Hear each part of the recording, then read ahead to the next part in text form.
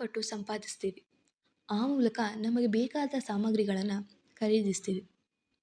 ಈಗೆಲ್ಲ ಅಂಗಡಿಗೆ ಹೋಗೋದೇ ಬೇಡ. ಅಮೆಝಾನ್, ಫ್ಲಿಪ್ಕಾರ್ಟ್, ಮೀಶೋ ಅಂತೆಲ್ಲ ಇದೆ. ಕೂತಲ್ಲೇ ತರಿಸ್ಕೋತೀವಿ. ಆದರೆ ಪ್ರೀತಿನ ಅದನ್ನು ಗಳಿಸ್ಕೋಬೇಕು, ನಂಬಿಕೆ ಉಳಿಸ್ಕೋಬೇಕು, ಕೊನೆವರೆಗೂ ಕಾಪಾಡ್ಕೋಬೇಕು. ಅದು ಅಷ್ಟು ಈಸಿನಾ ಅನ್ನೋದಾದರೆ ಖಂಡಿತವಾಗಿಯೂ ಇಲ್ಲ. ಎಲ್ಲೋ ಏನೋ ಹೇಗೋ ಒಬ್ಬ ವ್ಯಕ್ತಿ ಮೇಲೆ ಪ್ರೀತಿಯಂತೂ ಆಗಿಬಿಟ್ಟಿರುತ್ತೆ. ಮುಂದೆ ಅದನ್ನು ಗಳಿಸ್ಕೋಬೇಕು, ಉಳಿಸ್ಕೊಂಡು ಮುಂದುವರಿಸೋದಕ್ಕೆ ನಮ್ಮಲ್ಲಿ ಹೆಚ್ಚು ಧೈರ್ಯ ಮತ್ತು ಸಾಮರ್ಥ್ಯ ಬೇಕು. ಅದಿಲ್ಲ ಅನ್ನೋದೇ ಆದರೆ ನಾವು ಪ್ರೀತಿ ಅಂತಕ್ಕಂಥ ದಾರಿಯಲ್ಲಿ ಸಾಗೋದೇ ಬೇಡ. ಯಾಕಂದರೆ ಮುಂದೊಂದು ದಿನ ನಮ್ಮ ಜೀವನ ಸಾಗ್ತಾ ಇರಬೇಕಾದ್ರೆ ನಾವು ಹಿಂದೆ ತಿರುಗಿ ನೋಡಿದಾಗ ಆಗ ಒಂದಷ್ಟು ಒಳ್ಳೆ ನೆನಪುಗಳಿರಬೇಕು. ಆಗ ನಮ್ಮ ಮುಖದಲ್ಲಿ ನಗು ಇರುತ್ತೆ. ಇಲ್ಲ ಅಂದಲ್ಲಿ ಹಿಂದೆ ತಿರುಗಿ ನೋಡೋದಕ್ಕೆ ಭಯ ಆಗುತ್ತೆ. ಯಾಕೆಂದರೆ ಇನ್ನೊಬ್ಬರ ಜೀವನದ ನೋವುಗಳಾಗಿ ಅಡಗಿ ಕೂತಿರ್ತೀವಿ.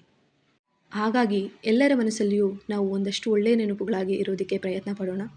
ಎಲ್ರಿಗೂ ನೀವು ಪ್ರೀತಿಸಿದಂಥ ಪ್ರೀತಿ ನಿಮಗೂ ಸಿಗಲಿ ಅಂತ ಕೇಳ್ತಾ ಈಗ ಮಗದೊಂದು ಬರಹ ನಿಮ್ಮ ಮುಂದೆ. ಪ್ರೀತಿ ಸಿಗಬಲ್ಲುದೇ?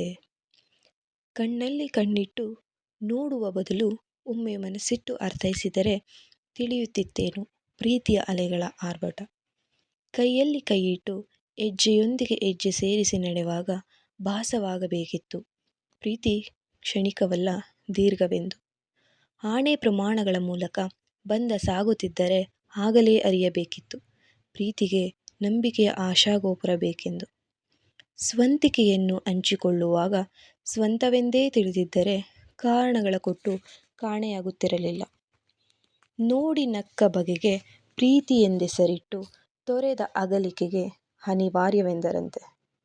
ನೆನಪಿರಲಿ, ಬೇಡಿದರೆ ದಣಿವ ತೀರಿಸಲಿಕ್ಕಿಷ್ಟು ನೀರು ಸಿಗಬಹುದೇನು. ಪ್ರೀತಿ ಸಿಗಬಲ್ಲುದೇ? ಪ್ರೀತಿ ಸಿಗಬಲ್ಲುದೇ?